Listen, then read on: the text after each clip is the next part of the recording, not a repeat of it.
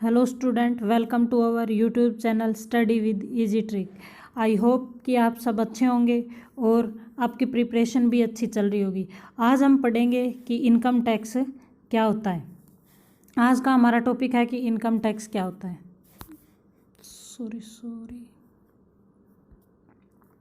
Income tax का discuss करेंगे। Income का मतलब कोई भी सोर्स जिससे आपने पैसा कमाया हो।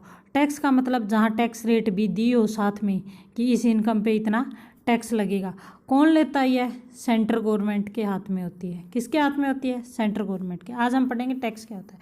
Tax are generally involuntary fee levy or a individual corporation that is enforced by government entity whether local region national.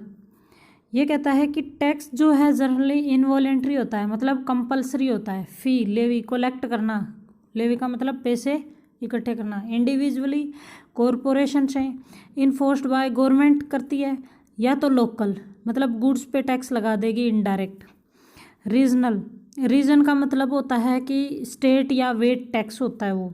National का मतलब जो इनकम पे टैक्स लगता है, क्योंकि ये कौन लेती है? Central government. In order to a finance government activities, government की यह फाइनेंसिंग एक्टिविटी है। इन ए इकोनॉमिक टैक्स के अंदर fall on whomever pay the burden of a tax whether this entity being taxed like a business or a consumer of the business goods. ये कहता है कि यह किसका बर्डन है? जो बंदा टैक्स पे करेगा।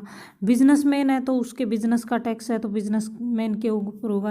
अगर किसी की सैलरी का है तो सैलरी का। इंडिविजुअली जो है वो। स्टेट पे भी बर्डन होता है, स्टेट लेवल पे, क्योंकि इन्हें अलग अलग कलेक्ट करना पड़ता है। अब हम यह देखेंगे कि पावर किसके पास है, कि टैक्स पे पावर किसके पास है और गवर्नमेंट के लिए टैक्स क्या है। गवर्नमेंट के लिए टैक्स क्या है? एक रिवेन्यू है, जो इनकम का सोर्स है, जहाँ से वो पैसा कमाती है। दो तरह से पैसा कमाएगी, या तो बिजनेस से कमाएगी या टैक्सेशन या अदर फी से। अगर बिजनेस से कमाएगी तो एक बोर्ड है जो को CPSE, central public sector board. Business से मान लो रिलायंस कंपनी पे टैक्स लगा दिया, या फिर कोई भी गिफ्ट हो गया जो इनडायरेक्टली होता है। गिफ्ट का टैक्स, जैसे कि अंबानी की मतलब लड़की की शादी हुई, इसमें 5 करोड़ का गिफ्ट दे दिया, तो वो भी क्या होएगा? टैक्सेबल होएगा। उसके बाद आता है टैक्सेशन या अदर फी। कोई भी गुड्स पे टैक्स लगा दिया, या फिर इंडिविजुअल की इनकम हो गई, कोई भी हाउस पे टैक्स हो गया, ये डायरेक्ट टैक्स होता है। ये क्या होता है? टैक्सेशन से होता है। जो डायरेक्ट टैक्स में होता है वो क्या बोर्ड क्या होता है? CBDT। 1964 में क्या किया गया था? एक्ट, यह एक्ट पास किया गया था बोर्ड का, central board of direct tax in 1964। अब हम यह पढ़ेंगे कि फर्स्ट टाइम अपना जो पार्लियामेंट है उसके पास कितनी पावर है, कैसे पेश किया गया, और यह बिल से एक्ट कैसे बना।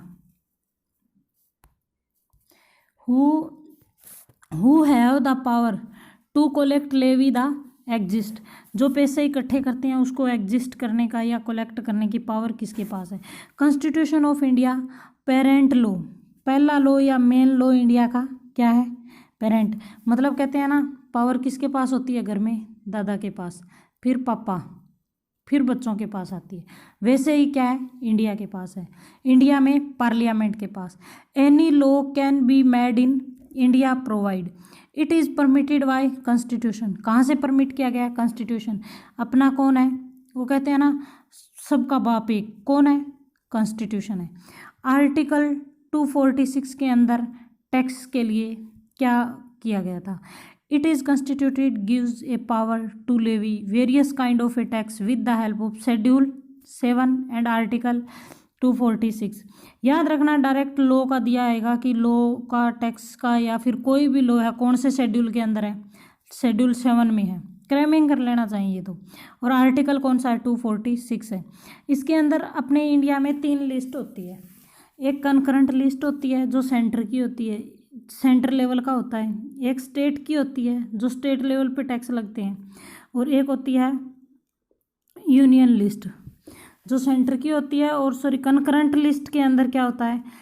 स्टेट का भी होता है और यूनियन का भी होता है। यूनियन मीन सेंटर का भी टैक्स होता है। तो जो टैक्स होता है ना, जो अपनी टैक्सेबल इनकम होती है या जो अपना टैक्स का परफॉर्मा आता है वो आता है यूनियन लिस्ट के अंदर, सेंट्रल लिस्ट के अंदर, क्योंकि इसमें 97 आइटम होती है, उनमें से 82nd आइटम जो होती है वो क्या होती है, टैक्स का परफॉर्मा दिया होता है। टैक्स किस में, इसमें 82nd आइटम में पेश किया होता है। अब हम यह देखेंगे कि मान लो यह बिल था, बिल से इसको एक्ट कैसे बनाया गया, पार्लियामेंट के अंदर बिल से एक्ट कैसे पास किया गया।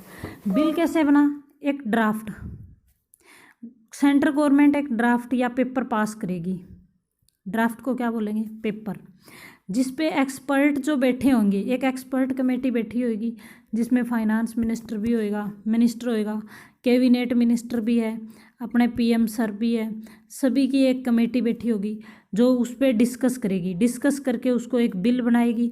बिल आगे प्रेजेंट क्या कर दिया जाएगा, पार्लियामेंट के अंदर प्रेजेंट कर दिया जाएगा। अगर पार्लियामेंट में प्रेजेंट करते हैं तो यहाँ पर 2 हाउस होते हैं, एक लोअर हाउस एक अपर हाउस। यहाँ अगर ये दोनों हाउस पास कर देते हैं इस बिल को, तो ये फिर बिल लोअर और अपर हाउस के पास करने के बाद क्या करते हैं, आप प्रेसिडेंट के पास पेश करते हैं। अगर प्रेसिडेंट इस पे साइन कर देते हैं या एसेंट दे देते हैं, सहमति दे देते हैं, तो ये बिल से क्या बन जाता है, एक्ट बन जाता है। जिस भी दिन प्रेसिडेंट साइन करेगा, जिस भी दिन प्रेसिडेंट के साइन होंगे उस दिन यह एक्ट पास हो जाएगा। इसीलिए तो लिखा होता है एक्ट 2020 हो गया। जैसे फाइनेंस एक्ट है, इनकम टैक्स एक्ट है, 1961 में एसेंट मिली थी। या ऐसे पहले क्या होएगा, एक पेपर होगा जिसको बिल के तौर पे पास करेंगे, फिर ये क्या बन जाएगा, एक्ट बन जाएगा। आज की इस वीडियो में हम इतना ही डिस्कस करेंगे स्टूडेंट। नेक्स्ट वीडियो में हम ये देखेंगे कि इंडिया में टैक्स कब लागू हुआ और किस किस पे कितना कितना टैक्स देते हैं, स्पेशल रेट क्या है, नॉर्मल टैक्स कितना लगता है, और सब कुछ नेक्स्ट वीडियो में डिस्कस करेंगे। Thank you so much students. अगर मेरी यह वीडियो पसंद आई हो तो please like share and subscribe ज़रूर करें। Thank you guys.